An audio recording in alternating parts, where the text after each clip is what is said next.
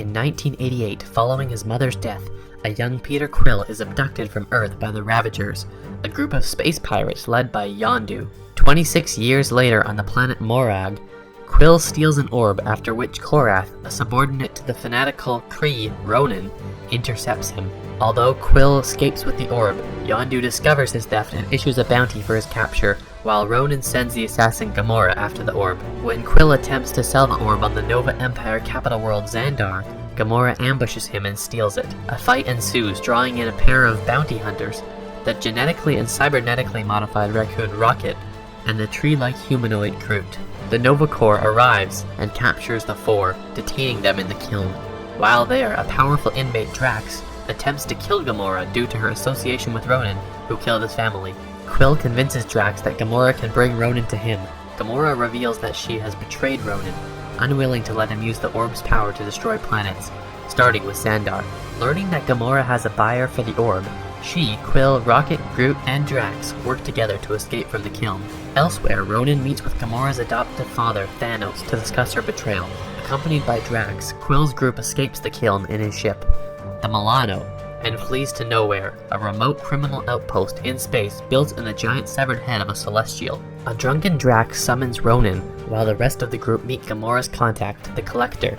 The Collector opens the orb, revealing an Infinity Stone, an item of immeasurable power that destroys all but the most powerful beings who wield it.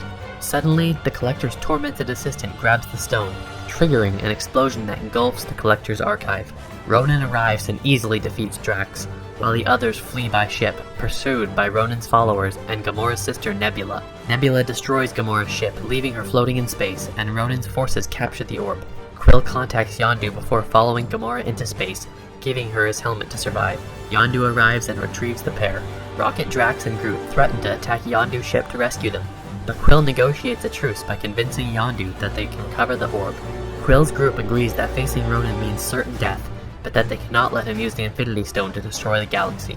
On Ronan's flagship, the Dark Aster, Ronan embeds the stone in his warhammer, taking its power for himself. He contacts Thanos, threatening to kill him after the destruction of Xandar. Hateful of her adoptive father, Nebula allies with Ronan. Near Xandar, the Ravagers, the Nova Corps, and Quill's group confront and breach the Dark Aster. Ronan uses his empowered warhammer to destroy the Nova Corps fleet. On the Dark Aster, Gamora fights and defeats Nebula. She unlocks Ronan's chambers while Nebula is escaping, but the group find themselves outmatched by his power until Rocket crashes the Milano through the Dark Aster. The damaged Dark Aster crash lands on Xandar, with Groot sacrificing himself to shield the group. Ronan emerges from the wreck and prepares to destroy Xandar, but Quill distracts him, allowing Drax and Rocket to destroy Ronan's warhammer. Quill grabs the freed stone, and with Gamora, Drax, and Rocket sharing its burden, they use it to destroy Ronan. In the aftermath, Quill tricks Yondu into taking a container supposedly containing the stone, and gives the real stone to the Nova Corps. As the Ravagers leave Xandar, Yondu remarks that it turned out well that they did not deliver Quill to his father per their contract. Quill's group, now known as the Guardians of the Galaxy, have their criminal records expunged, and Quill learns that he is only half-human, his father being part of an ancient, unknown species. Quill finally opens the last present he received from his mother, a cassette tape filled with her favorite songs. The Guardians leave in the rebuilt Milano along with a sapling cut from Groot. In a post-credits scene, the Collector sits in his destroyed archive with two of his living exhibits, a canine cosmonaut and an anthropomorphic duck, also known as Howard the Duck.